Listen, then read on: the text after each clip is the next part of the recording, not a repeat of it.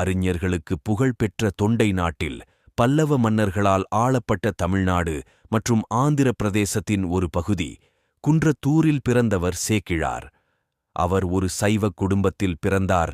அவரது முக்கிய தொழிலான விவசாயம் அவரது தம்பி பாலரவாயருடன் சேக்கிழார் பாரம்பரியத்தில் பிறந்தார்.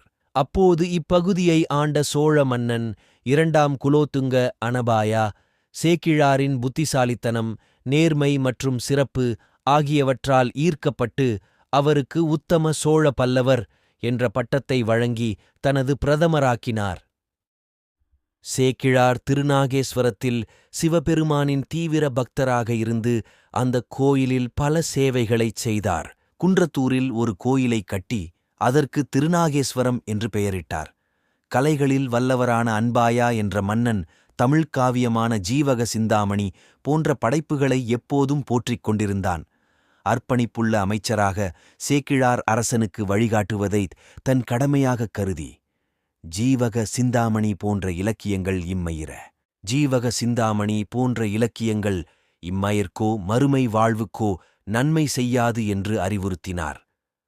விசாரித்ததில் சேக்கிழார் மன்னனிடம் சுந்தரமூர்த்தி நாயனாரின் திருத்தொண்ட தொகையில் போற்றப்பட்ட சிவபக்தர்களின் வாழ்க்கையை படிக்கவும் பின்பற்றவும் சிறந்த படைப்புகளாக இருக்கும் என்று பரிந்துரைத்தார். பின்னர் நம்பியாண்டார் நம்பி தனது திருத்தொண்டர் திருவந்தாதியில் பாடினார். இந்த படைப்புகளை விளக்கி பக்தர்களின் வாழ்க்கையைப் பற்றி விரிவாகப் பாட வேண்டும். சேக்கிழார் மகத்தான பணியை மேற்கொண்டார் மற்றும் முதலில் சிதம்பரத்தில் நடனமாடும் நடராஜப் பெருமானுக்கு வழிபாடு செய்தார். அவரைக் கண்டு மகிழ்ந்த இறைவன் அவருக்கு உலகேலம் என்று அருளினார். சேக்கிழார் காவியத்தைத் தொடங்க இச்சொல்லை பயன்படுத்தினார். பணியின் நடுவிலும் முடிவிலும் பயபக்தியுடன் பயன்படுத்தினார்.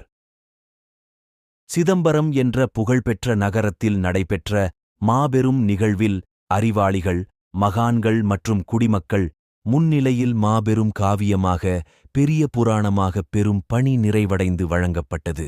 நிகழ்ச்சி முடிந்ததும் அரசன் சேக்கிழாரை அரச யானையின் மீது ஊர் சுற்றினார்.